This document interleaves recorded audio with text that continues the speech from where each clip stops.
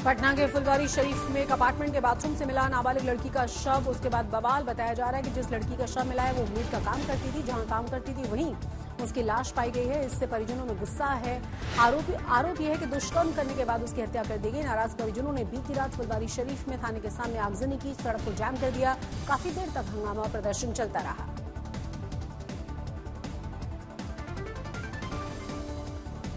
में एक महिला का मृत्यु हो गई है। इस पर त्वरित कार्रवाई करते हुए फुलवारी शरीफ थाना द्वारा घटनास्थल पर पहुंचकर अपना कार्रवाई शुरू किया था। अभी तक के प्राथमिक सूचना के मुताबिक जो मृतक है वो नाबालिग लड़की है, जिस घर पे दाई का काम करती है उस घर से उसका लाश बरामद हुआ है और एफएसएल टीम को भी बुला लिया गया है और पुलिस का साक्ष्य संकलन और एफएसएल टीम का भी आगे की कार्रवाई ये जाम छुड़ाने के बाद किया जाएगा और अभी पुलिस द्वारा अभी सबको समझाने की कोशिश किया जा रहा है। संभल फायरिंग में 4 लोगों की मौत के बाद अभी भी तनाव बरकरार है। लगातार सुरक्षा बल मुस्तैद है। हालात पर नजर रखी जा रही है। इसे लेकर सियासत भी जबरदस्त है। रविवार को भड़की हिंसा के मामले में अब एफआईआर के हवाले से बड़े खुलासे किए गए। आरोप है कि समाजवादी पार्टी के स्थानीय सांसद जियाउर रहमान वर्क ने सियासी लाभ लेने के लिए भीड़ को भड़काया और सांप्रदायिक माहौल को बिगाड़ा।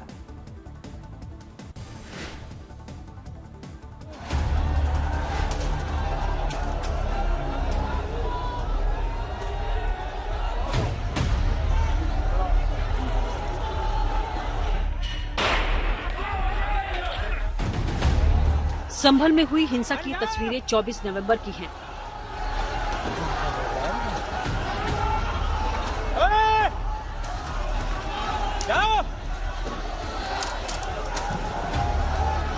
वहां पथराव हुए, गाड़ियों में तोड़फोड़ हुई, आगजनी हुई, फायरिंग हुई और गोलीबारी में 4 लोगों की जान चली गई।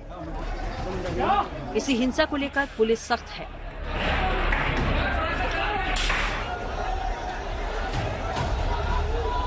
अब तक 7 एफआईआर दर्ज हो चुकी हैं। उन एफआईआर में दर्ज हैं वहां के सांसद जियाउर रहमान वर्क और स्थानीय विधायक इकबाल मलिक के बेटे सोहेल इकबाल के नाम। सांसद पर गंभीर आरोप हैं। एफआईआर में दर्ज है कि जियाउर रहमान ने 22 नवंबर को मस्जिद में नमाज के बाद बगैर प्रशासनिक इजाजत के भीड़ जुटाई और उन्हें भड़काया। आरोपों के अनुसार सांसद के भाषण का गंभीर परिणाम 24 नवंबर को हुआ। पूरा संभल सुलग उठा। प्रशासन कह रहा है कि इसके पीछे पूरी साजिश थी। आप देखेंगे सबने चेहरा ढका हुआ है और हालांकि सबके चेहरे अगल बगल के कैमरों में आ गए हैं। वहां पे ड्रोन कैमरा भी चल रहा था, हमारा अपना कैमरा भी चल रहा था। तो सबके आगे जानबूझ की चीजों, मस्जिद के ऊपर पथराव की गई, वो टारगेट उस टीम को बनाने के या डराने की कोशिश की गई। उसके बाद गाड़ियों को फूंका गया, तोड़ा गया, फिर फूंका गया, फिर पुलिस के ऊपर पथराव किया गया। इसमें कहीं पे भी आप पूरी वीडियो देखेंगे तो कहीं पे भी उकसावा नहीं है, पर ये जानबूझ के की गई कार्रवाई। इससे पता चलता है कि ये प्लान्ड वे में इस तरीके से चीजें की गई। प्रशासन का दावा है कि 24 नवंबर को भीड़ आई थी, लेकिन पहले भीड़ को समझा दिया गया, फिर दोबारा बड़ी संख्या में भीड़ पहुंची।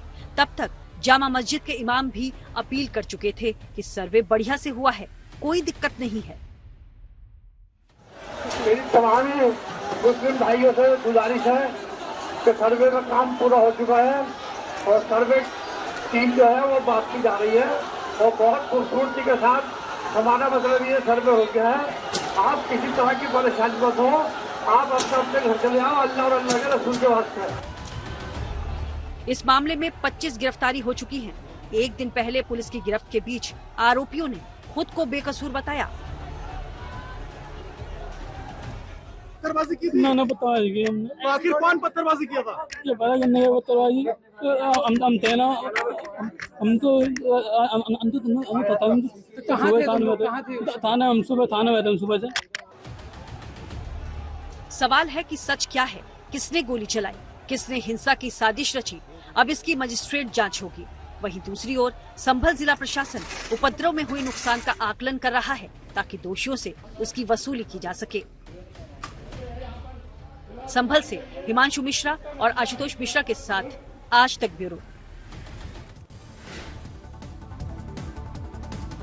तनाव के बीच समाजवादी पार्टी का 12 सदस्यीय प्रतिनिधिमंडल संभल जा रहा है। माता प्रसाद पांडे के नेतृत्व में प्रतिनिधिमंडल संभल जाएगा और हालात का जायजा लेगा। इधर अखिलेश यादव ने यूपी सरकार पर सवाल उठाए और कहा है कि सबको विश्वास में लेने से ही शांति आएगी, किसी को हिरासत में लेने से नहीं। अखिलेश यादव ने यह भी कहा है कि यूपी सरकार शांति बहाली के लिए कदम उठाए, न कि किसी उकसाने के लिए।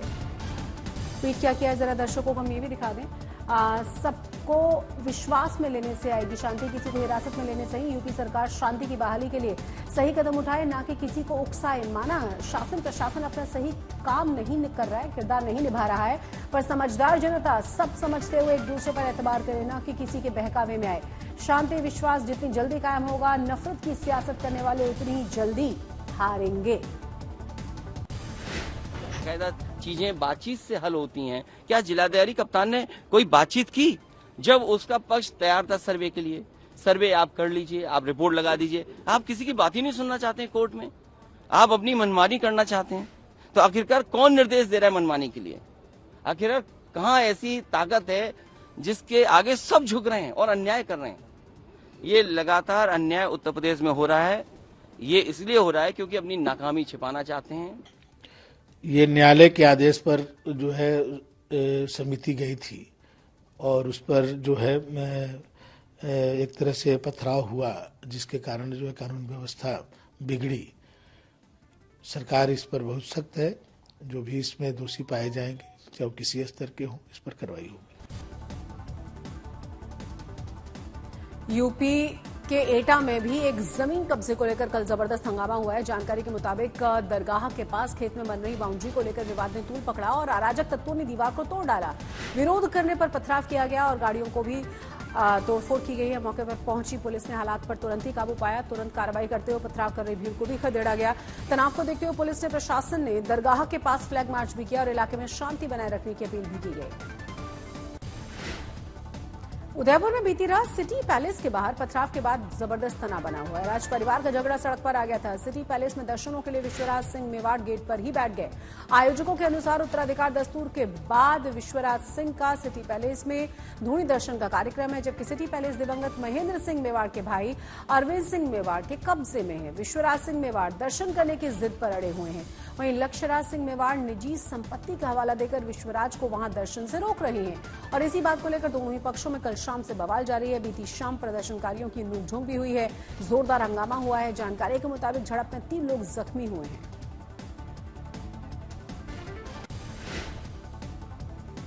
उधर जम्मू के कटरा में वैष्णो देवी श्राइन बोर्ड के रोपवे प्रोजेक्ट को लेकर लगातार विरोध प्रदर्शन जारी है। कल तो वहां प्रदर्शनकारियों ने पथराव भी किया था। इस पथराव में कुछ पुलिस वाले जख्मी हो गए। हालात ऐसे हो गए हैं कि वहां स्थिति को संभालने के लिए सीआरपीएफ की तैनाती करनी पड़ी है।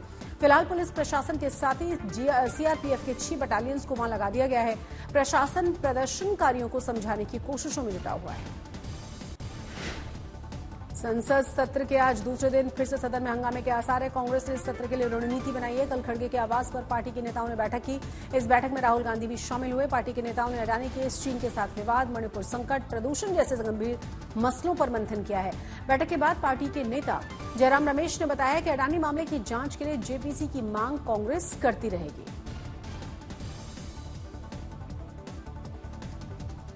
हम अड़िग हैं, हम मांग करते रहेंगे। संविधान दिवस जेपीसी की मांग बिल्कुल जरूरी है। जो अभी खुलासे हुए हैं अमेरिका में, उससे भी और भी ये साबित हो गया है कि जेपीसी का गठन होना जरूरी है।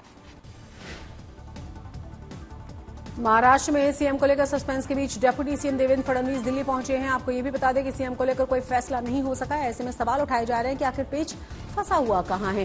क्या महायुति के घटक दलों में सीएम पद को लेकर कुछ खींचतान चल रही है? क्या एकनाथ शिंदे ही दोबारा से मुख्यमंत्री बनेंगे या फिर 132 सीट जीतने वाली बीजेपी से देवेंद्र फडणवीस के सिर पर जीत का सेहरा बंधेगा? बीजेपी पुरजोर तरीके से फडणवीस के नाम को आगे बढ़ा रही है। वहीं अजीत पवार ने भी फडणवीस के नाम का समर्थन कर दिया है। राष्ट्र ये सोच रहा है कि यह आदमी सोता कब है, तो उनका जो कार्य करने की जो ताकत है उसका असर कम से कम 30 से 40% वोट का असर वो एकनाथ रावजी शिंदे साहब का है। तो उसी को ही अगर आप सीएम बनाते हो, क्योंकि आगे चल के आपके महानगर पालिका, नगर पालिका, जिला परिषद के चुनाव आ रहे हैं, तो अगर यही टीम या इसी तरीके से हम जनता के सामने जाते हैं। जैसा क्रिकेट में एक बार जीतने के बाद आप कैप्टन नहीं बदलते, तो अभी जीत गए हैं तो अभी कैप्टन क्यों बदल रहे हैं भाई? ये देखिए, कार्यकर्ताओं की जो भावना है वो कोई गलत थोड़ी है।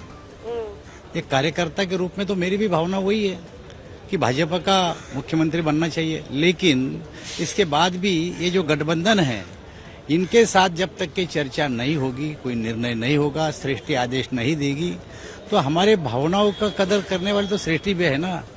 लेकिन सरकार हमारी मिली जुली है और सबके साथ चर्चा करके निर्णय लिया जाएगा।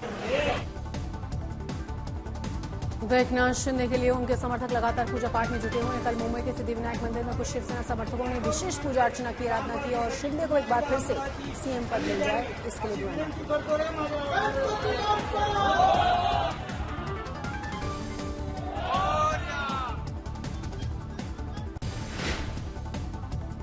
झारखंड में हेमंत सोरेन 28 नवंबर को मुख्यमंत्री पद की शपथ लेंगे। सूत्रों से खबर है कि दिल्ली पहुंचे सोरेन ने प्रधानमंत्री नरेंद्र मोदी की शपथ ग्रहण समारोह के लिए उन्हें न्योता देने की बात कही है। हेमंत सोरेन कांग्रेस के अध्यक्ष खड़गे और सोनिया गांधी से भी मिलने वाले हैं और मिलकर उन्हें न्योता देंगे। वो इंडी गठबंधन के सभी नेताओं को कार्यक्रम का न्योता देने वाले हैं। एक अन्य बड़ी खबर है, भारतीय कोस्ट गार्ड ने 5500 किलो ड्रग्स को बरामद कर लिया। आंकड़ों के हिसाब से अब तक की सबसे बड़ी खेप है। अंडमान के समंदर से एक फिशिंग बोट से ड्रग्स की खेप बरामद की गई है। अंतर्राष्ट्रीय बाजार में इसकी कीमत बताई जा रही है 25,000 करोड़ रुपए।